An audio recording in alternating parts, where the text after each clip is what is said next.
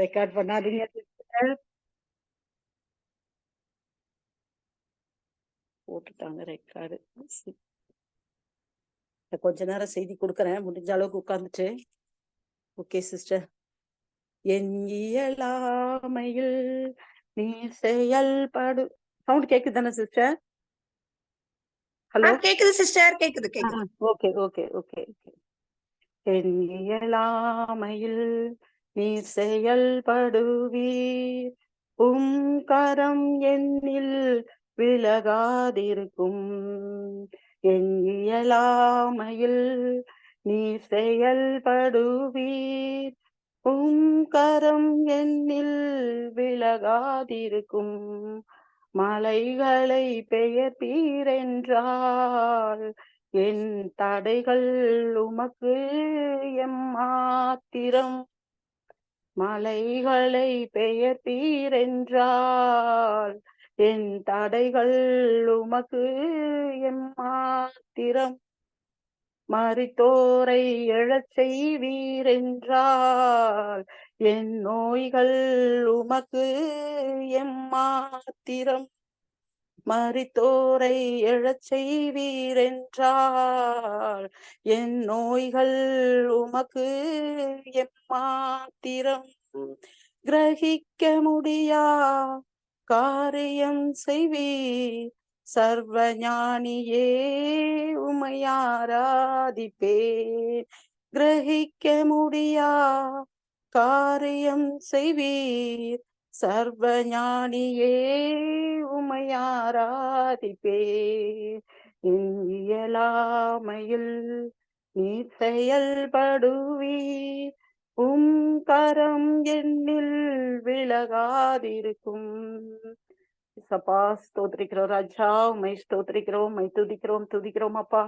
எல்லா வேலையிலும் ஆண்டவரே எங்களோடு கூட இருந்து நடத்துகிற தேவாதி தேவனுக்கு கொடான கொடி ஸ்தோத்திரங்களை ஏறெடுக்கிறோம் ராஜா. நாங்கள் உம்மை ஆராதிக்கிறோம், உம்மை போற்றுகிறோம், உம்மை வாழ்த்துகிறோம், உம்மை புகழ்கிறோம் ராஜா. ஆண்டவரே இந்த வேலையிலும் ஆண்டவரே என்னை செய்தி கொடுக்க வைத்ததற்காக நன்றி ஏசப்பா. எல்லா தடைகளையும் மீறி தேவாதி தேவன் நீர் எங்களோடு கூட இருப்பதற்காக உமக்கு நன்றி அப்பா, நன்றி அப்பா.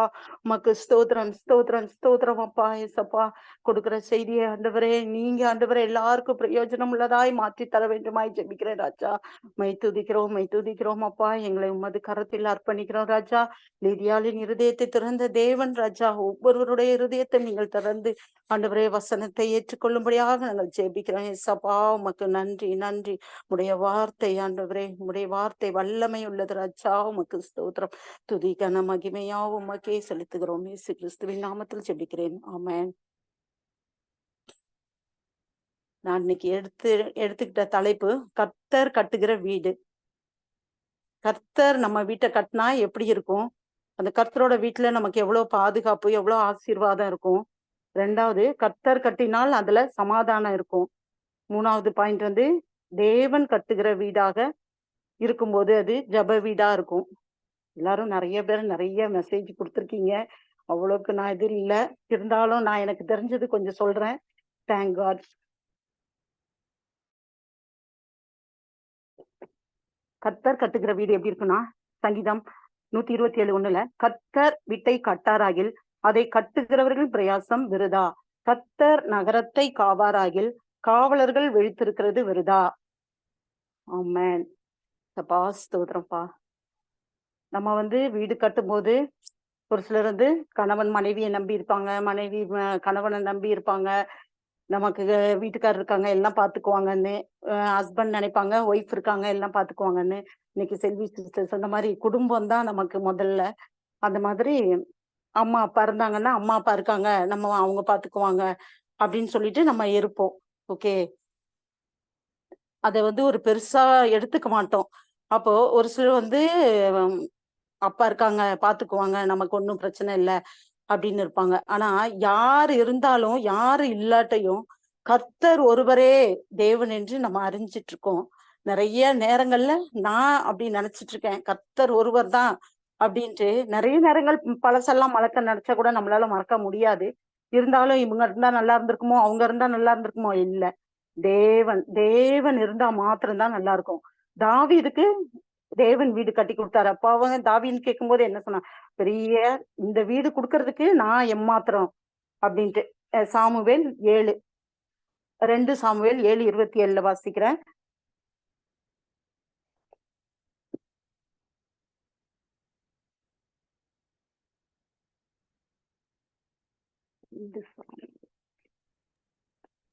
உனக்கு வீடு கட்டுவேன் என்று இஸ்ரவேலின் தேவனாகிய சேனைகளின் கர்த்தராயிருக்கிற நீர் உமது அடியானின் செவிக்கு வெளிப்படுத்தினீர்.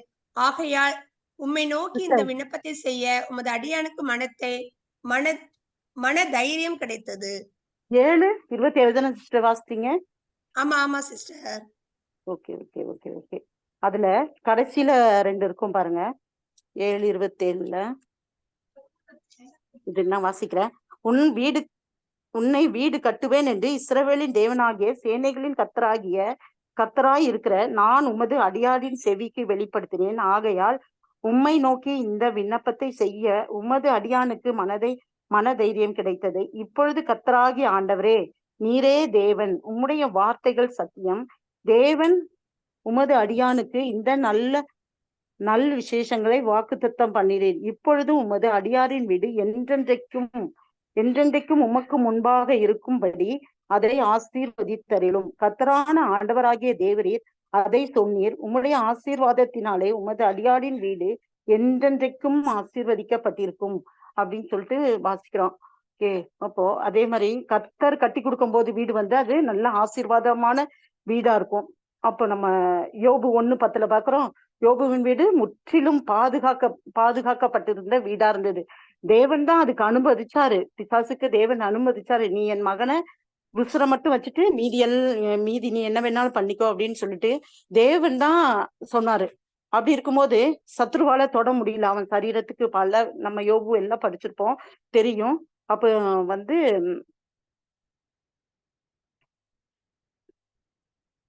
தேவன் வந்து எங்கும் உலாவி கொண்டிருக்கிற கர்த்தர், தேவனுடைய பிரசன்னத்துல எப்போதும் அவன் இருந்தான். உண்மையும் உத்தமனுமா இருந்தா யோபு அப்படின்னு வாசிக்கிறோம். கை விரல் பிரயாசத்தை நீ சாப்பிடுவாய். கர்த்தர் இப்படி வீட்டை கட்டும்போது ஒரு உச்சிதமான கோதுமையினாலும் கண்மலை தேனினாலும் நிறுத்துவார். ஓபேத் ஏதோம் வீடு வந்து கர்த்தரால் ஆசீர்வதிக்கப்பட்ட வீடு. ஏன்னா அந்த வீட்டுல பைபிள் அந்த பெட்டி தெரியும் உங்களுக்கு. அந்த பெட்டி வந்து ஓபேத் ஏதோம் வீட்டுல இருந்ததுனால அந்த வீடு பயங்கரமா ஆசீர்வதிக்கப்பட்டது. அது போல ஒவ்வொரு வீட்லயும் கர்த்தர் எங்கெல்லாம் இருக்கிறாங்களோ அந்த வீடு ஆசீர்வதிக்கப்பட்டதா இருக்கும். உத்தம இருதயத்தோடு தம்மை பின்பற்றுகிறவர்களுக்கு தம்முடைய வல்லமையை அவர் விளங்க பண்ணுவார். அவருடைய கண்கள் பூமி எங்கும் உலாவி கொண்டிருக்கிறதாம். அவருடைய கண்கள் நன்மை பார்க்கிலும் நம்ம பாக்குறாரு. நம்ம என்ன பேசினாலும் நம்ம என்ன செஞ்சாலும் அவரு நம்ம பாக்குறாரு அப்படின்ற அந்த உணர்வு நமக்கு கண்டிப்பா ஒவ்வொரு மனுஷங்களுக்கும் அந்த உணர்வு வேணும். நம்ம எதை செஞ்சாலும் எதை பேசினாலும் அந்த உணர்வு நமக்கு வேணும்.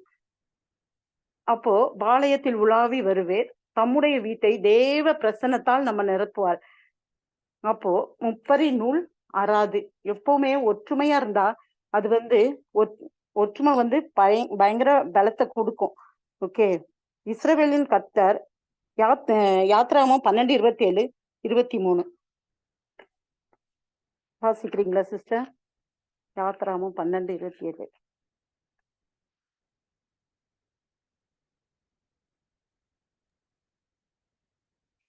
27ஆமா? இஸ்ரவேல் புத்திரர் ராமசேசை விட்டு கால்நடையாய் பிரயாணம் பண்ணி சுக்கோத்துக்கு போனார்கள். இது கர்த்தருடைய பஸ்காவாகிய பலி. கர்த்தருடைய பஸ்காவாகிய பலி. சிஸ்டர் 23 இருந்து வாசிங்க சிஸ்டர். கர்த்தர் எபிரேயை அதம் பண்ணுகிறதற்கு கடந்து வருவார் நிலையில் மேற்கிலும் வாசல் நிலைக்கால்களில் 2 அந்த ரத்தத்தை காணும் போது கர்த்தர் சங்காரக்காரனை உங்கள் வீடுகளில் உங்களை அதம் பண்ணுவதற்கு வரவிட்டார். வாசற்படியை விலக்கி கடந்து போவார். அப்பவே சங்கார தூதன் வருவான் அப்படின்னு சொல்லிட்டு வாசற்படியில நிலக்கால்கள்ல ரத்தத்தை பூசினாங்க. ஏன்னா சங்கார தூதன் வரும்போது இது கர்த்தரால் ஆசீர்வதிக்கப்பட்ட வீடு. இந்த காரியம் உங்களுக்கு உன் பிள்ளைகளுக்கும் நித்திய நியமம் கை கொள்ள கடவீர்கள். கர்த்தர் உங்களுக்கு நாம் சொன்னபடியே கொடுப்பதால் தேசத்தில் நீங்கள் போய் சேரும் போது அந்த ஆராதனையை கை கொள்ள கடவீர்கள். அது கர்த்தருடைய பஸ்கா பலி. அவர் எகிப்தியரை அதம் பண்ணி தம்முடைய வீடுகளில் தப்ப பண்ணின போது எகிப்திலிருந்து இஸ்ரவேல் புத்திரரை வீடுகளில் கடந்து போனார் என்று நீங்கள் சொல்ல வேண்டும் என்றான். அப்பொழுது ஜனங்கள் தலை வணங்கி பணிந்து கொண்டார்கள். அப்போ கர்த்தரோட ரத்தம் வந்து தெளிக்கப்பட்டதுனால அந்த வீடு பாதுகாக்கப்பட்டதா இருக்குது. எப்பொழுதுமே கர்த்தரோட வீட்டுல நம்ம இருக்கும்போது நம்ம வசன போர்டெல்லாம் மாட்டுவோம், வெளியில மாட்டுவோம், வைப்போம். ஆனா அந்த வார்த்தைக்கு பயங்கர வல்லமை உண்டுன்றத நம்ம நிறைய நேரத்துல தெரிஞ்சுக்காம ஏதோ வசனத்தை போடுறோம், வீடு முழுக்க வசனத்தை வைக்கிறோம். ஆனா அதை நம்ம படிக்கிறோமா, அதன்படி நடக்கிறோமா அப்படின்றது நான் என் பையன் சொல்லுவேன். வசனம் இவ்வளவு மாட்டி வச்சிருக்கேன்டா, ஒரு 2 நாளைக்கு ஒரு வசனமாவது மனப்பாடம் பண்ணேன்டா அப்படின்னு நான் சொல்லுவேன் தான். இருந்தாலும் எங்க பண்றது இல்ல பசங்க. அதனால கர்த்தர் உன் சத்துருவின் எல்லைகளை நின்று அகற்றுவார். நம்ம பிரச்சனை நமக்கு வரும்போது ஏசப்பா நமக்கு எல்லா விதத்திலையும் தூதர்களை கொண்டு நம் மூலம் வேலி அடைத்து பாதுகாக்கிறார். அவர் கட்டிட வீட்டில் நமக்கு பாதுகாப்பு உண்டு. கர்த்தரிடத்திலிருந்து சாட்சி பெற்றான். யாரு? யோபு வந்து கர்த்தரிடத்திலிருந்து சாட்சி பெற்றான். நம்ம குறிச்சு யாராவது அப்படி சாட்சி கொடுக்க முடியுமா? கொடுப்பாங்க, நம்ம முன்னாடி கொடுப்பாங்க, அப்புறம் பின்னாடி போயிட்டு என்ன பேசுறாங்கன்னு நமக்கு தெரியாது. அது கர்த்தருக்கு பயந்தான், பொல்லாப்புக்கு விலகினான் என்று கர்த்தர் சாட்சி கொடுத்தார். கர்த்தரையே வேலி அடைத்து யோபுவின் வீட்டையும் அவனையும் எல்லாவற்றையும் அவனுக்கு உள்ள சம்பத்து அத்தனையும் ஆசீர்வதிச்சார். அவனுக்கு வந்து எல்லாமே போகும்போதும் அவன் வந்து கர்த்தரை தூஷிக்கல, ஒண்ணும் பண்ணல. அவன் ஒய்ஃப் கூட சொன்னாங்க, உன்னை தூஷித்து ஜீவனை விடு, கர்த்தரை தூஷித்து ஜீவனை விடு அப்படின்னு கூட சொன்னாங்க. அப்போ அவன் சொல்லுவான், நல்லதை பெற்ற நம்ம கர்த்தர் இடத்துல இருந்து தீமையை பெற வேண்டாமா அப்படின்னு சொல்லிட்டு. அந்த மாதிரி இருதயம் யாருக்கு இருக்குது? இப்போ நிறைய பேருக்கு இருக்குமா என்னன்னு எனக்கு தெரியல. நம்ம வசனத்தை வாசிக்கிறோம், நிறைய வசனம் வாசிக்கிறோம், நம்ம மெசேஜ் கேட்கிறோம். அப்போ நமக்கு மனசுல குத்தப்படுறோம், இந்த மாதிரி எல்லாம் பேசக்கூடாது, வைக்கக்கூடாது அப்படின்னு நினைக்கிறோம். ஆனாலும் நம்ம எத்தனை பேர் அதை கடைபிடிக்கிறோம்னு எனக்கு தெரியல. அதனால கர்த்தர் அவன் வீட்டை வந்து முழுவதுமா வேலி அடைச்சு பாதுகாத்ததுனாலதான் அவன் வீடு எல்லாம் இழந்ததை விட ரெட்டத்தனமா அவனுக்கு ஆசீர்வாதம் வந்தது. யாரால? கர்த்தரால. பொறுமை ஒரு மனுஷனுக்கு வந்து ரொம்ப பொறுமை ரொம்ப ரொம்ப ரொம்ப ரொம்ப முக்கியம். அப்படி இருக்கும்போது இந்த குரூப்ல வந்துட்டு நான் நிறைய மெசேஜ் கேட்கிறேன், அதுபடி நடக்கணும்னு நான் ரொம்ப பிரயாசப்படுவேன். இவ்வளோ மெசேஜ் கேட்கிறோம், கேட்டுட்டு நம்ம சும்மா போக கூடாது, எப்படியாவது இதை வாழ்க்கையில ரன் பண்ணணும் அப்படின்னு நினைக்கிறது தான். ஒரு சில நேரங்கள்ல கோபம், நம்மளை மீறி கோபம் வரும். அப்போ அந்த ஆசீர்வாதம் இல்லாமலே போகும். அது கூட ஒரு காரணமா இருக்கும். கர்த்தருக்கு பயப்படுகிற மனுஷன் இவ்விதமாய் ஆசீர்வதிக்கப்படுவான். ஃபர்ஸ்ட் கர்த்தருக்கு பயப்படணும். அப்புறம் கர்த்தருக்கு வசனத்துக்கு நடுங்குகிற பிள்ளைகளாக நம்ம இருக்கணும். ஒவ்வொரு நாளும் கர்த்தருக்கு பயப்படும் பயம் நம்ம உள்ளத்துல எப்ப வருதோ அப்ப நம்ம எல்லாத்துலயும் ஆட்டோமேட்டிக்கா நம்ம அந்த மாதிரி இத ஆரம்பிச்சிருவோம், ஆசீர்வாதங்களை பெற்றுக்கொள்ள ஆரம்பிச்சிருவோம். கர்த்தரை ஆசீர்வதிக்காம போனா ஒரு வீட்டை எந்த மனுஷனாலும் ஆசீர்வதிக்க முடியாது. எவ்வளவுதான் காவலர்கள், கோட்டை, பெரிய வீடு, கேட்டு எல்லாம் போட்டா கூட ஆசீர்வாதம் இல்லாம ஒண்ணுமே முடியாது. கர்த்தரோட ஆசீர்வாதம். கர்த்தர் நகரத்தை காவாராயில் காவலர்கள் காத்துறது விருதா அப்படின்னு நம்ம வாசிக்கிறோம். அது மாதிரி கர்த்தர் வந்து நம்மள வீட்டை காக்கணும், வீட்டுல இருக்க பிள்ளைங்களை காக்கணும். அது மாதிரி ரோட்ல போகும்போது வரும்போது எவ்வளவோ விபத்துகள் நம்ம பாக்குறோம். எவ்வளவோ விபத்துகள் போகும்போது பிள்ளைங்களுக்கு ஜோம் பண்ணி ஆசீர்வாதமா ஜோம் பண்ணி அனுப்புறோம். ஒரு சில நேரம் அனுப்புறோம், பெரும்பாலும் நம்ம நிறைய நம்ம வேலை நம்ம இது அப்படிதான் நம்ம நினைக்கிறோமே ஒழிய, பிள்ளைங்க போகும்போது வரும்போது எல்லா இடத்துலயும் கர்த்தரே தேவன் பாதுகாத்து நம்மள வருகிறார். கர்த்தர் போக்கிலும் மரத்திலும் நம்ம முறை ஆசீர்வதித்து வருகிறார். வாதை உன் கூடாரத்தை அணுகாது. பல பிரச்சனையில இருந்து, பல வியாதியில இருந்து எவ்வளவோ சாட்சியை நம்ம கேட்கிறோம்.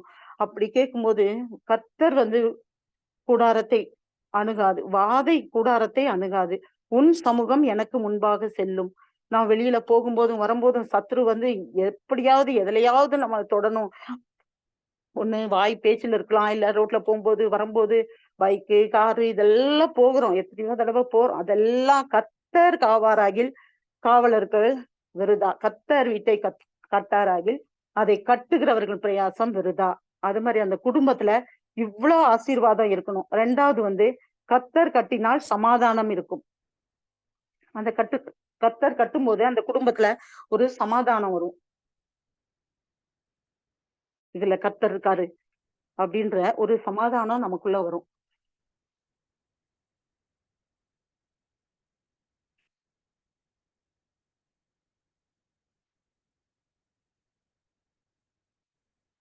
சங்கீதம் 128 வாசிக்கிறோம்.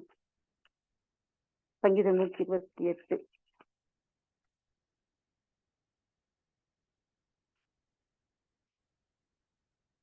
கர்த்தருக்கு பயந்து அவர் வழிகளில் நடக்கிறவனோ எவனோ அவன் பாக்கியவான்.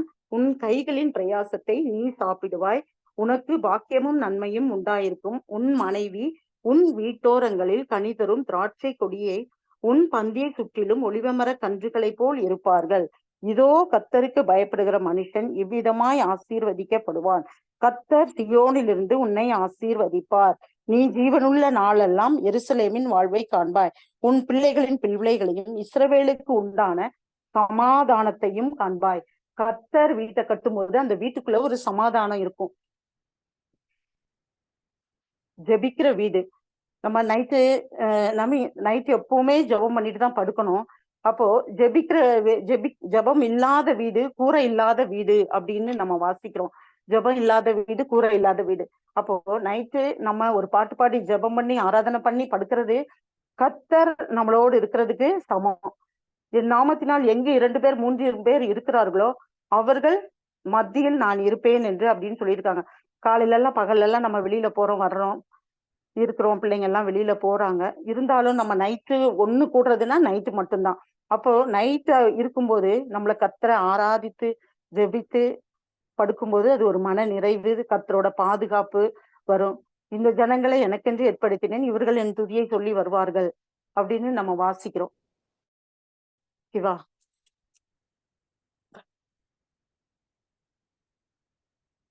ஏசாயா 32:18 என் ஜனம் சமாதான தாபரங்களிலும் நிலையான வாசஸ்தலங்களிலும் அமைதியாய் தங்கும் இடங்களிலும் குடியிருக்கும். மத்தேயு 10:12 ஒரு வீட்டிற்குள் போகும்போது அவரை வாழ்த்துங்கள். அந்த வீடு பாத்திரமாயிருந்தால் நீங்கள் கூறின சமாதானம் அவர்கள் மேல் வர கடவுது. அபாத்திரமாயிருந்தால் நீங்கள் கூறின சமாதானம் திரும்பி வர கடவுது. எங்க வீட்டுல எப்பவும் பாஸ்டர் அம்மாவோட அம்மா வருவாங்க. வந்துட்டு எனக்கு முதல்ல எனக்கு தெரியாது. நாங்கதான் ஃபர்ஸ்ட் சின்னதுல ரொம்ப சர்ச்சுக்கு போனதில்லை, வர்றதில்லை, போறதில்லைல்ல. அப்ப எனக்கு அது ரொம்ப தெரியாது. அப்ப அவங்க வாசல்ல நின்று ஜெபம் பண்ணிட்டு தான் உள்ள வருவாங்க. அப்ப ஏன் இப்படி பண்றீங்க அப்படின்னு. அப்பதான் அந்த வசனத்துக்கு எனக்கு அர்த்தம் சொல்லி கொடுத்தாங்க. ஒரு வீட்டுக்கு போகும்போது எப்பவுமே நம்ம வாழ்த்திட்டு தான் கால் எடுத்து உள்ள வைக்கணுமா, ஜெபம் பண்ணிட்டு சமாதானமா இருக்க கடவுது அப்படின்னு வாழ்த்திட்டு தான் உள்ள வைக்கணும். எப்போ எந்த வீட்டுக்கு போனாலும் சரி, அவங்க நம்மளை வரவேற்றாலும் நம்ம கால் எடுத்து உள்ள வைக்கும் போது அந்த மாதிரி அந்த வசனத்தை சொல்லி ஜெபம் பண்ணிட்டு போகணும் அப்படின்னு சொல்லுவாங்க. என் நம்ம சமாதான தாபரங்களிலும் நிலையான வாசஸ்தலங்களிலும் குடியிருக்கும் அப்படின்னு சொல்லிட்டு. அப்போ நமக்கு சமாதானம் ரொம்ப ரொம்ப ரொம்ப ரொம்ப முக்கியம். ஏதோ ஒரு பிரச்சனை வந்துச்சுன்னா நமக்கு சமாதானமே இல்லாம போயிருது.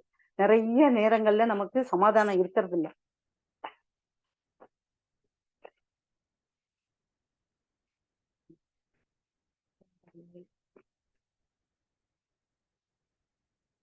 சமாதானம் பண்ணுகிறவர்கள் பாக்கியவான்கள், அவர்கள் தேவனுடைய புத்திரராய் எண்ணப்படுவார்கள். நம்ம சமாதானம் பண்ணும்போது எப்படி இருக்கோம்? தேவனுடைய புத்திரராய் நம்ம இருக்கிறோம். அதனால இங்க ஒண்ணு அங்க ஒண்ணு இப்படி ஒண்ணு அப்படி ஒண்ணு நம்ம பேசிட்டு இருந்தோம்னு இங்க கடவுளோட பிள்ளைங்களே நம்ம இல்லை அப்படின்ற மாதிரி ஆயிரும். அதனால யார் வீட்டுக்கு போனாலும் சமாதானத்தோட போயிட்டு சமாதானத்தோட வர வேண்டும். ஒரு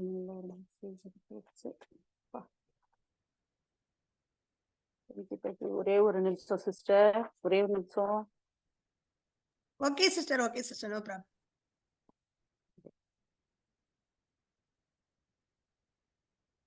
ரெடி பண்ணிட்டு எங்க ஒரு மெசேஜ்.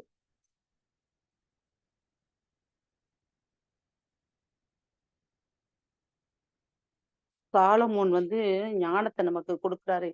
ஏன் நமக்கு ஞானத்தை கொடுக்குறாங்க அப்படின்னா, நீதிமொழிகள் 24 நம்ம வாசிக்கிறோம்.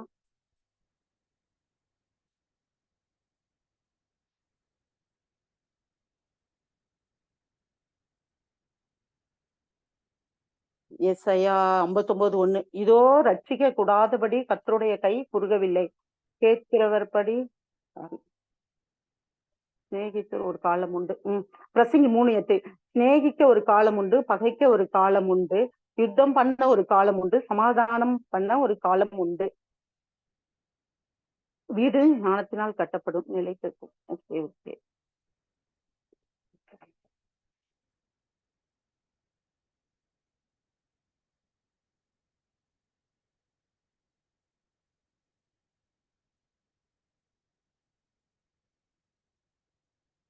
நிறைய நேரங்கள்ல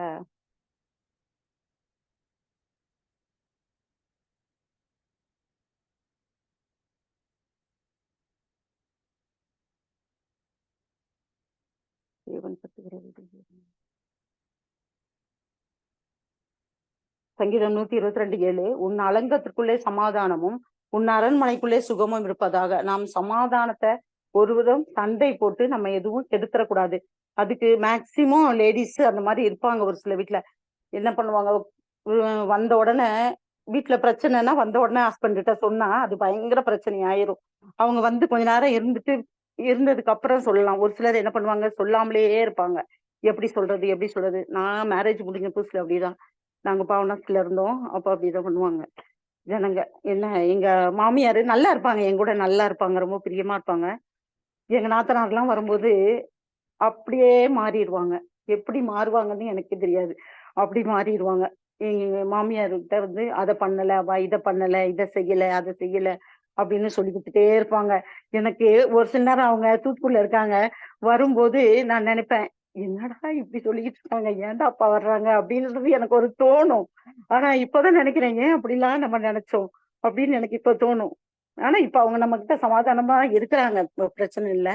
அப்ப சொல்லி கொடுப்பாங்க எங்க ஹஸ்பண்ட் கிட்ட, எங்கேயோ வெளியில போயிட்டு பூ வாங்கிட்டு வந்தா கூட, எதுக்குடா காஞ்சி போற பூக்கெல்லாம் இப்படி காசு கொடுத்து வாங்கிட்டு வர, வேஸ்டா அப்படிம்பாங்க.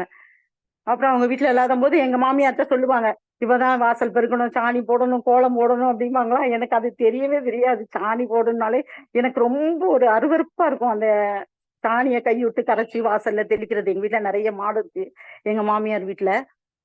அப்போ அந்த மாடு இருக்கும்போது அவங்க சொல்லுவாங்க, இவ தானே கல்யாணம் பண்ணிட்டு வந்திருக்கா, இவ செய்யட்டுமே அப்படின்னு சொல்லுவாங்க. நான் அப்போ வந்து ரொம்ப பேசவும் மாட்டேன், ரொம்ப அமைதியா இருப்பேன், அழுவேன். எதுக்கெடுத்தாலும் அழுதுட்டே உட்காந்துருப்பேன். என்னடா இப்படி எல்லாம் பேசுறாங்களே அப்படின்னு யார்ட்டையும் சொல்லவும் முடியாது.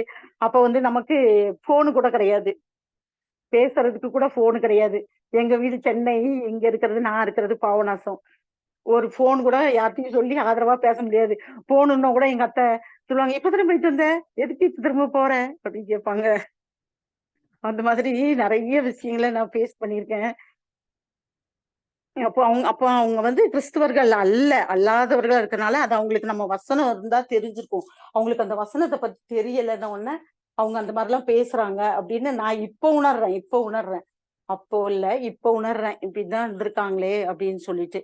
அப்போ அந்த குடும்பத்துல நம்ம எவ்வளவு பெரிய சமாதானம், குடும்பத்துல முத சமாதானம் தான் ரொம்ப ரொம்ப ரொம்ப ரொம்ப முக்கியமானது. ஒரு சமாதானம். இப்ப செல்வி சிஸ்டர் சொன்னாங்க, அவங்க பிள்ளைங்க வந்து இந்த மாதிரி பேசுனாங்க அப்படின்னு சொல்லும்போது அவங்களுக்கு மனசு எவ்வளவு கஷ்டப்பட்டிருக்கும். நம்ம பிள்ளை ஒண்ணுமே பேசல, பேசாம இருக்கும்போது நம்ம இவ்வளோ பேசுறாங்களே, இவ்வளோ பண்றாங்களே அப்படின்னு மனசு ரொம்ப கஷ்டப்பட்டிருக்கும். இல்லைன்னு சொல்ல முடியாது, கஷ்டப்பட்டிருக்கோம். ஆனாலும் என்ன பண்றது, தேவன் மட்டுமே நம்மளை நடத்துறதுனால சரி சரி சரி சரி சரி அப்படின்ட்டு எல்லாத்துக்கும் ஒரு சரி ஒண்ணு போட்டுட்டு போயிட்டே இருப்போம். லேடிஸ் வந்து ரொம்ப மென்மையானவர்கள் அப்படின்னு சொல்லுவோம். ஒரு பாட்டு ஒண்ணு உண்டு, நீ எதினால் விசேஷித்தவள் அப்படின்னு சொல்லிட்டு ஒரு பாட்டு உண்டு. அந்த பாட்டுல வந்து ரோஜா வந்து பாக்குறதுக்கு ரொம்ப ரொம்ப ரொம்ப அழகா இருக்கும். ஆனா அதை சுற்றி முள், ஃபுல்லா முள்ளாதான் இருக்கும். ஆனா அது மாதிரி நம்ம என்ன பண்றோம், பல நேரங்கள்ல பல இடங்கள்ல நம்ம பாக்குறதுக்கு என்ன பிரச்சனை என்ன கஷ்டங்கள் வந்தாலும், நம்ம யாராவது வந்துட்டா வீட்டுக்குள்ள அப்படி ஒரு பிரச்சனையா இருக்கும், யாராவது வந்துட்டா நம்ம மூஞ்ச காட்ட முடியுமா? கண்டிப்பா காட்ட முடியாது. அப்படியே சிரிச்சுட்டு பேசாம போயிருவோம். அதுதான் அதுதான் உண்மையிலே பெண்கள். எவ்வளவு கஷ்டம் இருந்தாலும், எவ்வளவு இருந்தாலும், வேதனைகள் இருந்தாலும், எவ்வளவு பாடுபட்டாலும் நம்ம வந்து அதிக சீக்கிரமா யார்கிட்டயும் வெளியில கொண்டு போக மாட்டோம். அந்த விஷயத்த கொண்டு போக மாட்டோம், கொண்டு போகக்கூடாது அப்படின்னு நம்ம தெரிஞ்சுக்கிறோம். விசேஷித்தவர்கள் பெண்கள் வந்து அதுல ரொம்ப விசேஷித்தவர்கள். ஆனா அந்த ரோஸ் வந்து எவ்வளவு நறுமணம் வீசக்கூடிய ஒரு வாசனை திரவியம் வீசக்கூடிய இது. ரோமர் 15:4 தேவனை தவிர நமக்கு வேறு யாரும் கிடையாது. அப்படின்ட்டு நம்ம வாசிக்கிறோம். லூக்கா 8:15 சிந்தனை வசனத்தினால் நிரப்புங்க. நம்ம ஒவ்வொரு நேரத்திலையும் சிந்தனையை வந்து வசனத்தினால நம்ம நிரப்பிட்டே இருக்கணும். சந்தேகம் ஆறுதல், சந்தோஷம் ஆறுதல், இருதயம் நல்ல நிலத்துல விழுந்த விதையை போல நம்ம எப்பொழுதும் இருதயம் வந்து பண்படுத்தப்பட்டதா இருக்கணும். தாவீது சொல்வான், நான் உபத்திரப்பட்டது நல்லது, அதனால் உங்கள் பிரமாணங்களை கற்றுக்கொண்டேன் அப்படின்னுட்டு. இப்போ உபத்திரப்படும் போது நம்ம நிறைய விஷயங்களை நம்ம கற்றுக்கிறோம். இப்படி பண்ணக்கூடாது, அப்படி பண்ணக்கூடாது அப்படின்னு நிறைய விஷயங்களை நம்ம தெரிஞ்சுக்கிறோம். என் இருதயம் விருப்பமாக மாறியது. யாருக்கு விருப்பமாக? தாவீது சொல்றான், ஆண்டவருக்கு விருப்பமாக மாறியதுதான் என்றால் அதுவே தேவனுக்கு முன்பாக பிரீத்தியமா இருக்கிறது. தேவனுக்கு பிரியமானது பொறுமை சகித்து கொண்டு தேவனுக்கு முன்பாக நம்ம கிரீடம் ஜீவ கிரீடம் உண்டு. நமக்கு பொறுமையோட நம்ம ஆத்துமாவை காத்து கொள்ளும் போது ஜீவ கிரீடம் நமக்கு உண்டு. இங்க பல பாடுகள், பல பிரச்சனைகள், நம்ம அங்க போகும்போது நமக்கு ஏசப்பா என் மகள் உண்மையும் உத்தமமா இருந்தா அப்படின்னு சொல்லிட்டு நமக்கு ஜீவ கிரீடம் தருவாங்க. பலனை வந்து நம்ம இங்க பாக்குறோமோ இல்லையோ, கண்டிப்பா பரலோகத்துல நம்ம பலனை பார்ப்போம். பூமியின் பலனும் நிறைவும் கர்த்தருடையது. நம்ம பாடுகள் வழியா செல்லும் போதும் பொறுமையோடு சகிக்க எங்களுக்கு கிருபை தாங்கப்பா. உங்க ஆவி, உங்க தூய வல்லமை எங்களுக்குள் இருக்கட்டும்ப்பா. எங்களை பலப்படுத்துங்க. உன் கிரிகளுக்கு பலன் உண்டு. என்னை பலப்படுத்துகிற கிறிஸ்துவினால எல்லாவற்றையும் பலன் உண்டு. இந்த மாதிரி நமக்கு தெரிஞ்ச சின்ன வசனங்களை நம்ம சொல்லி அதை உச்சரிச்சுட்டே இருக்கும்போது கண்டிப்பா அநேக நேரங்கள்ல நம்ம பலமா பலவீனப்படும் போது இதைத்தான் சொல்லுவேன், என் பலவீனத்தில் உன் பலன் பூரணமாய் விளங்கும் அப்படின்ட்டு. நல்ல நிலத்துல விழுந்த விதை வந்து அது வந்து நல்ல பலனை கொடுக்கும். அப்போ நம்ம கண்ணீரோடு விதைக்கிறவர்கள் கம்பீரத்தோடு அழுவார்கள். வீட்டுல எவ்வளவுதான் பிரச்சனை, போராட்டம், கண்ணீரோ இருந்தாலும் நம்ம என்ன பண்றோம், அது ஒரு நாளைக்கு பலன் உண்டு. அங்க சர்ச்சைக்கு போக முடியாது, எனக்கு எதுவும் பண்ண முடியாது. சர்ச்சை ஒரே ஒரு நாள் கூட்டிட்டு போயிருக்காங்க எங்க ஹஸ்பண்ட். கல்யாணம் முடிச்சு ஒரு நாள் ஃபுல்லா விக்கிரக கோயில் தாங்க இருக்கும். ஒரு நாள் கூட்டிட்டு போயிருக்காங்க. அப்பெல்லாம் என்கிட்ட பைபிள் கூட இருக்காது. அப்பெல்லாம் கடவுள் எதுக்கு இந்த பாதையில என்ன நடத்துறாரு அப்படின்னு நான் இப்ப அதை உணர்றேன். நம்ம முதல்ல எல்லாம் நமக்கு தெரியாது, ஏன்பா இந்த பாடு, ஏன் இவ்வளவு கஷ்டம் அப்படின்னு நம்ம நினைக்கிறோம். ஆனா இப்ப பாருங்க, எனக்கு என் மடிவாளர்ல இருக்கும்போது நான் வந்து பெங்களூர்ல தான் மடிவாளர்ல இருந்தேன். அங்க இருக்கும்போது வந்து சர்ச்சி வந்து பக்கத்துலயே இருக்கும். நான் எப்பவும் யாரையும் எதிர்பார்க்க மாட்டேன். சர்ச்சுக்கு போயிட்டே இருப்பேன். காலையில ப்ரேயர் வச்சாலும், மத்தியானம் ப்ரேயர் வச்சாலும், நைட் ப்ரேயர் வச்சாலும் நான் போயிட்டே இருப்பேன், காலையில சாயந்தரம். இப்போ அங்க இருந்து என்ன கர்த்தர் இங்க ஏன் கொண்டு வந்தாரு அப்படின்னா, என் பையனையும் சேர்த்து கூட்டிட்டு போறதுக்கு. ஏன்னா என் பையன் வந்து என்ன பண்ணுவான், அங்க இருந்தா நீங்களே போயிட்டு வாங்கம்மா அப்படின்னுவான். இப்ப எனக்கு தனியா போக முடியாதனால அவரும் வர்றான். அப்போ கர்த்தர் எது பண்ணினாலும் ஒரு நன்மைக்கு தான். அங்க இருந்து என்ன, நான் கல்யாணம் முடிஞ்ச நாள்ல இருந்து எத்தனையோ ஊர் மாறி இருக்கேன். நான் ஊர் மாறின மாதிரி யாரும் ஊர் மாறி இருக்க மாட்டீங்க. ஊட்டில இருந்து, ஈரோட்ல இருந்து, அப்புறம் எங்க மடிவாளால இருந்து தேவாலா, கூடலூர் எல்லாம் அந்த ஏரியா ஃபுல்லா ஒரு மொத்தம் 10, இது 11வது இடம் நான் இருக்கிறது. அந்த மாதிரி கடவுள் ஏன் என்ன அவ்வளோ தூரம் கொண்டு போனாருப்பா. இப்பவும் அப்படிதான் ஜெபம் பண்றேன், எனக்கு ஒரு நல்ல வீட்டை கொடுங்கப்பா, அது உங்களோட வீடா இருக்கணும்ப்பா, நீங்க கட்டி கொடுங்க அப்படின்னு ஜெபம் பண்றேன். பாப்பா இன்னும் கர்த்தர் என்ன வச்சிருக்காருன்னு தெரியல. அப்போ நம்ம ஒரு நேரம் கண்ணீரோடு விதைக்கிறவன் கம்பீரத்தோடு அறுப்பான். அந்த வசனம் வந்து நம்ம வாழ்க்கையில ஒவ்வொரு நேரம் அது நிறைவேறுது.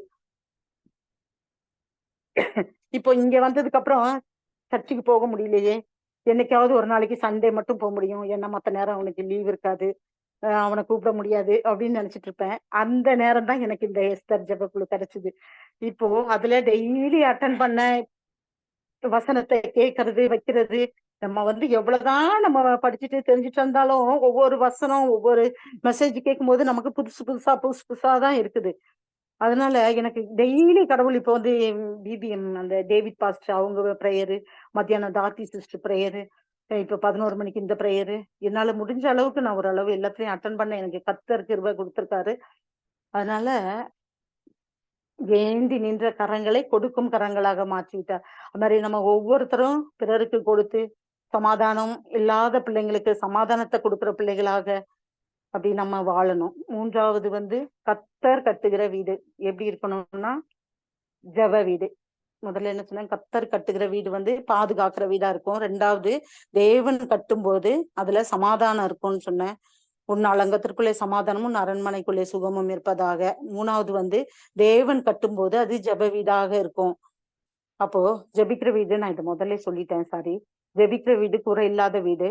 அப்போஸ்தலர் 2:3 வாசிக்கிறோம். அப்போஸ்தலர் 10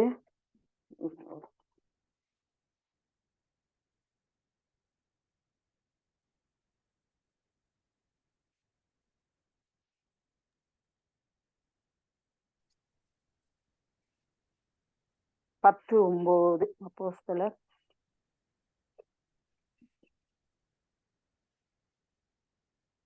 மறுநாள் அவர் பிரயாணப்பட்டு அந்த பட்டணத்திற்கு சமீபித்து வருகையில் பேதுரு 6ஆம் மணி நேரத்தில் ஜெபம் பண்ணும்படி மேல் வீட்டில் ஏறினார்.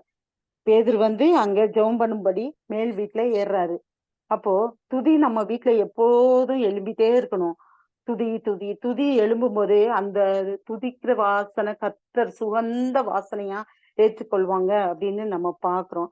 ஒவ்வொரு வீட்லயும் காலையில நைட் ஆனாலும் சரி, எப்போ ஒரு ஜெப வீடா இருக்கணும். என் நாமத்தினால் எங்கே 2 பேர் 3 பேர் கூடியிருக்கிறார்களோ அவர்கள் நடுவில் இருப்பேன். துதி எழும்பும் போது அப்படி இருக்கும். அப்போ அந்த வீடு ஜெபம் பண்ணிட்டு இருந்தாரு. அப்ப ஜெபம் பண்ணும்போது என்ன பண்ணாங்கன்னா, நிறைய பார்த்திருக்கோம், நிறைய பேர் ரட்சிக்கப்பட்டாங்க அந்த வீட்டுல.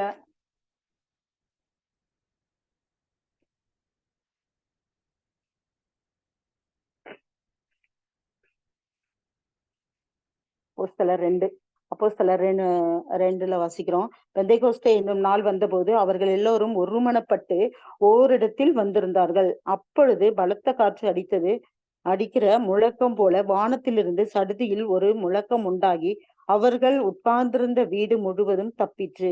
அல்லாமலும் அக்னிமயமான நாவுகள் போல பிரிந்திருக்கும் நாவுகள் அவர்களுக்கு காணப்பட்டது. அவர்கள் ஒவ்வொருவர் மேலும் வந்து அமர்ந்தது. அப்ப இதுல பாக்குறோம், நம்ம இந்த ஜெபம் பண்ணும்போது நிறைய பேர் ஆவிக்குள்ள ஆகுறாங்க, பரிசுத்த ஆவியால் ஒவ்வொருவரும் நிரப்பப்படுறாங்க. அதுவும் இல்லாம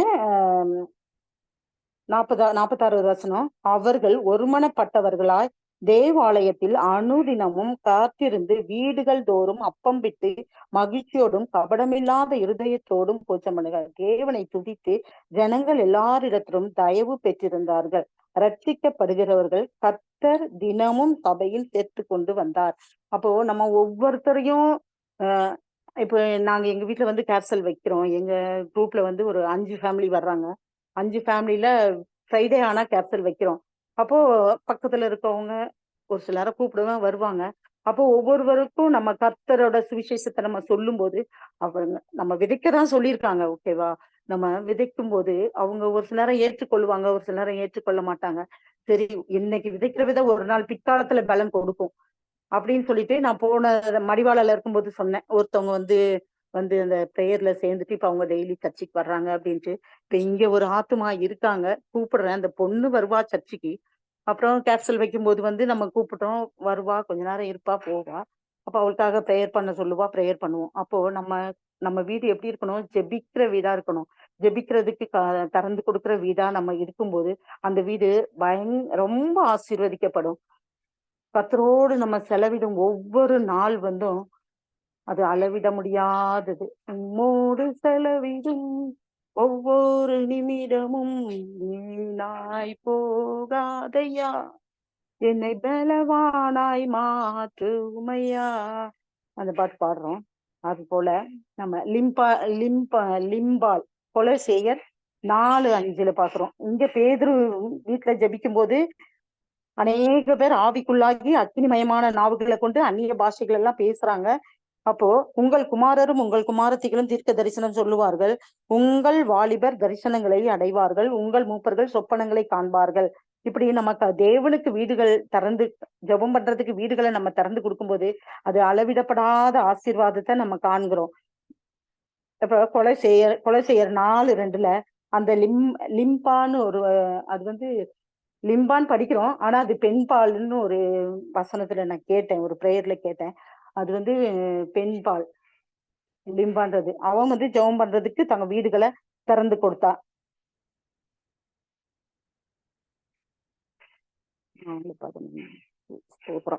லவோதிகாவில் இருந்து சகோதரரையும் நிம்பாவையும் அவன் வீட்டில் கூடுகிற சபையையும் வாழ்த்துங்கள். அப்போ நம்ம கூடி ஜெபிக்கும் போது ஒவ்வொருத்தரும் வந்து நம்ம வாழ்த்திட்டு ஆசீர்வதிச்சுட்டு போவாங்க. அதுவும் இல்லாம நம்ம வாரம் வாரம் நம்ம கூடுறதுனால ஒரு ஐக்கியம் நமக்குள்ள கிடைக்குது. பின்மாற்றத்துல இருக்கிற பிள்ளைங்க எல்லாம் ஆவிக்குரிய வாழ்க்கையில வர்றதுக்கு ஒரு இது இருக்கு, ஒரு சான்ஸ் கிடைக்குது. அப்போ இந்த நிருபம் உங்களிடத்தில் வாசிக்கப்பட்ட பின்பு இது லவோதிகா சபையிலும் வாசிக்கப்படும்படி செய்யுங்கள். லவோதிகாவில் இருந்து வரும் நிருபத்தை நீங்கள் வாசிங்கள். அகற்பியையும் கண்டு நீ கர்த்தரிடத்தில் பெற்ற ஊழியத்தை நிறைவேற்றும்படி கவனமாயிருப்பாயாக என்று சொல்லுங்கள். பவுலாகிய நான் என் கையினால் எழுதி உங்களை வாழ்த்துகிறேன். நான் கட்டப்பட்டிருக்கிறதை நினைவு கூறுகிறேன் என்று. அப்போ அனுதினமும் இடைவிடாமல் நம்ம ஜெபம் பண்ண சொல்லியிருக்காங்க கர்த்தர். இடைவிடாமல் ஜெபம் பண்ணும்போது ஸ்தோத்திரத்துடன் ஜெபம் பண்ணி ஒவ்வொரு நாளும் நம்ம விழித்திருந்து பார்க்கும்போது நம்ம வீடு வந்து அநேக ஊழியக்காரங்க வரும்போது நம்ம வீட்டை திறந்து கொடுக்கணும். அப்போ வீட்டை திறந்து கொடுக்கும்போது அவங்க வந்து பிரசன்னம் வரும்போது அது ஒரு பிரசன்னம். ஓகேவா? இப்போ சென்னையில இருந்து ஒரு பாஸ்டர் வருவாங்க. அப்போ இந்த மீட்டிங்னா அடிக்கடி வருவாங்க. அப்போ இந்த ரூம்ல தான் இருப்பாங்க. அப்போ சொல்லுவாங்க, நல்லா இருக்குது இந்த ரூம், நல்ல ஒரு பிரசன்னமா இருக்கு, நல்ல தூக்கம் வருது, காலையில எந்திரிச்சு ஜெபம் பண்ண முடியுது. அப்படி சொல்லும் போது நமக்கு எவ்வளவு சந்தோஷமா இருக்கும். அப்போ பாஸ்டர் கூட எங்க வீட்டுக்கு ஒரு தடவை வந்திருக்கும் போது அப்படிதான் சொன்னாரு, நல்ல பிரசன்னமா இருக்குதுமா அந்த வீடு அப்படின்னு சொல்லுவாங்க. நான் ஏன் வீடை மாத்துறேன்னு எல்லாரும் கேட்பீங்க. ஆனா வாடகை ஏற்றிட்டே போறதுனால நான் வீடை மாத்தலான்னு முடிவு பண்ணியிருக்கேன். பார்ப்போம், கடவுள் சித்தம் எப்படியோ அப்படி நடக்கட்டும், அவ்வளவுதான். சகேயுவை பாக்குறோம். அது மாதிரி லிம்பா திறந்து கொடுத்துருக்காங்க. அப்புறம் வீடு யாரெல்லாம் திறந்து கொடுத்துருக்காங்கன்னா நம்ம பைபிள்ல பாக்குறோம். பிஸ்கில்லா ஆக்கில்லா வந்து ஊழியத்திற்காக வீட்டை திறந்து கொடுத்துருக்காங்க. சகேயு வந்து ரட்சிக்கப்படுறதுக்காக லூக்கா 19:5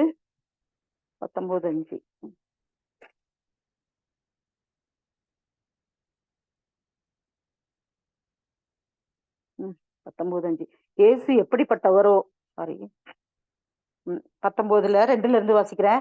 ஆயக்காரருடைய தலைவரும் ஐஸ்வர்யவானுடைய சகேயு எண்ணப்பட்ட ஒரு மனுஷன் இருந்தா.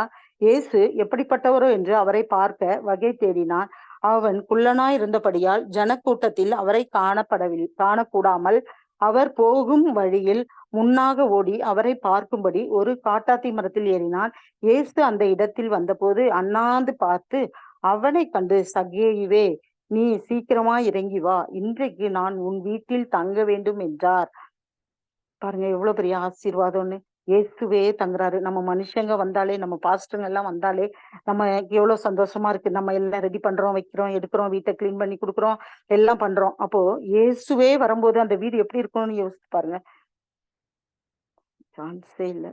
அவ்வளவு பெரிய ஆசீர்வாதம், அவ்வளவு பெரிய அந்த சகையை பத்தி நமக்கு எல்லாருக்கும் தெரியும், எப்படிப்பட்டவன் அப்படின்ட்டு.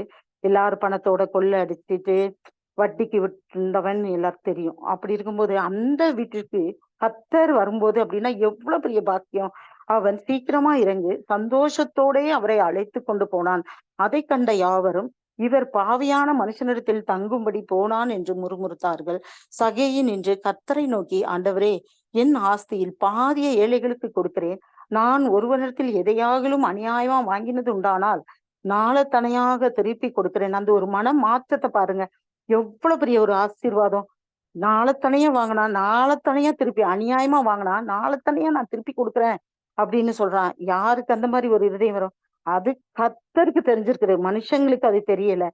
இவன் ஊரை ஏமாத்திட்டு சம்பாத்தியம் பண்ணிட்டு இருக்கான் அப்படின்னு தான் சொல்லுவாங்க. ஆனா கர்த்தருக்கு தெரிஞ்சிருக்கு பாருங்க இருதயம். கர்த்தரு ஒரு இருதயம் வந்து கரடானதும் திருக்குள்ளதுமான இருதயமா இருக்குது.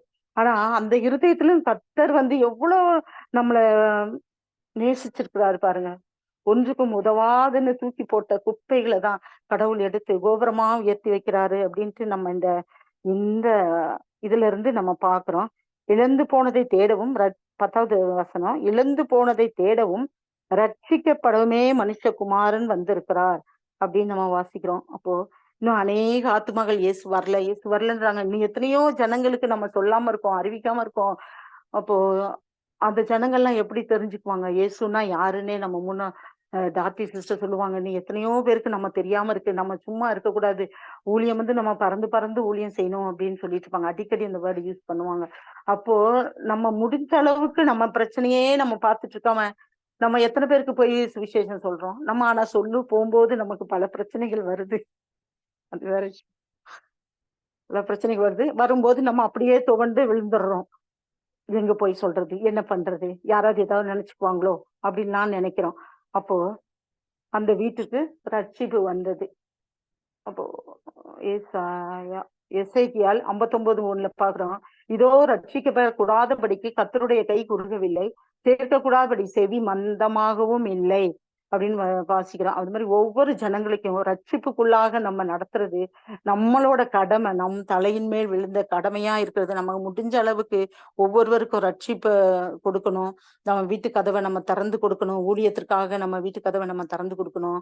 இயேசுவை விசுவாசி, அப்பொழுது நீயும் உன் வீட்டாரும் ரட்சிக்கப்படுவீர்கள். அப்போஸ்தலர் 16:30 வாசிக்கிறோம்.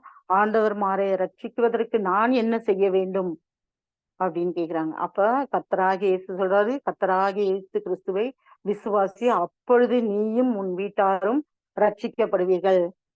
முதல்ல விசுவாசம் நமக்கு வேணும். இப்ப எங்க கேப்சல்ல கூட 11வது அதிகாரம் எபிரேயர் 11 நாங்க வசனம் எடுத்து அந்த ஒவ்வொரு பேராகிராஃப்லயும் ஒவ்வொருத்தர் இருக்கிறாங்கல்ல, அதுல எல்லாரும் வந்துருவாங்க. அந்த யாரு, மோசே, அப்புறம் ஏனோக்கு, அப்புறம் நிறைய பேர் அதுல வர்றாங்க. விசுவாசமானது நம்பப்படுகிறவரின் உறுதியும் காணப்படாதவைகளும் நிச்சயமா இருக்கிறது.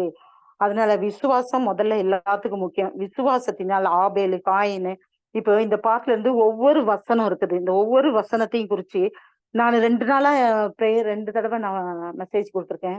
யோபுவை பத்தி சொன்னேன். அப்ப எங்க வினோத்துக்கு யோபுவை பத்தி மெசேஜ் கொடுக்க சொன்னாங்க. ஒரு 10 நிமிஷம் தான் கொடுக்க சொன்னாங்க. எனக்கு இப்ப இதுல எடுத்ததுனால என் பையனுக்கு சொல்லி கொடுக்கறதுக்கு எனக்கு கொஞ்சம் ஈஸியா இருந்தது. அப்போ அவன் மெசேஜ் கொடுக்கறதுக்கு கரெக்டா இருந்தது. எல்லாம் நல்லா எடுத்திருக்கேன் அப்படின்னு சொன்னாங்க. அந்த மாதிரி நம்ம நிறைய பேரை இதுக்குள்ள நடத்த வைக்க, அப்புறம் அடுத்த வாரம் ஒருத்தவங்க எடுக்கிறாங்க சகே, இதுவங்களை பத்தி, சாராளை பத்தி ஒரு ஆளு, ஆபிரகாமை பத்தி, ஆபிரகாம் விசுவாசத்தை பத்தி ஒரு ஆளு, அப்புறம் ராகேபை பத்தி ஒரு ஆளு. இப்படி ஒரு ஒரு அதிகாரம் ஒவ்வொருத்தருக்கும் ஒவ்வொரு வசனம் கொடுத்து அதுல இருந்து எடுக்கிறாங்க. இந்த மாதிரி நிறைய நம்ம வசனத்தை சொல்லிட்டே வந்துட்டே இருக்கோம். அப்போ ஒவ்வொருத்தரும் இந்த மாதிரி கூடி ஜபிக்கும் போது பிள்ளைங்களுக்கு ஏதாவது கேம்ஸ் வச்சு அப்புறம் ஒரு பாட்டு பாடி இந்த மாதிரி வசனம் எடுக்கிறதுக்கு மெசேஜ் எடுக்கிறது சொல்லி கொடுக்குறோம். அதனால என் தேவன் எப்பொழுதும் உண்மையுள்ளவராய் இருக்கிறார். எல்லாவற்றிலும் என் தேவன் உண்மையுள்ளவர் இருக்கிறார். எதுக்கு எந்த பாதையில நடத்துறாருன்னு ஏன்னு கேட்கறதுக்கு நமக்கு தகுதி இல்லை. நான் நிறைய நேரத்துல கேட்டிருக்கேன், ஏன்பா ஏன்பா, ஏன் இப்படி நடக்குது, ஏன் இப்படி நடக்குது அப்படின்னுட்டு. இருந்தாலும் என் தேவன் நடத்துற வழி அதிசயமானது, ஆச்சரியமான வழியா இருக்குது அப்படின்ட்டு நம்ம வாசிக்கிறோம். ஆபிரகாம் ஈசாக்கு பலனை கொடுத்தார். இசப்பா ஸ்தோத்திரம்ப்பா, ஸ்தோத்திரம்ப்பா, நன்றியப்பா. உம்மை துதிக்கிறோம், உம்மை துதிக்கிறோம், உம்மை துதிக்கிறோம், உம்மை வாழ்த்துக்கிறோம் ராஜா. எசப்பா உமக்கு ஸ்தோத்திர ஸ்தோத்திர ஸ்தோத்திரம்.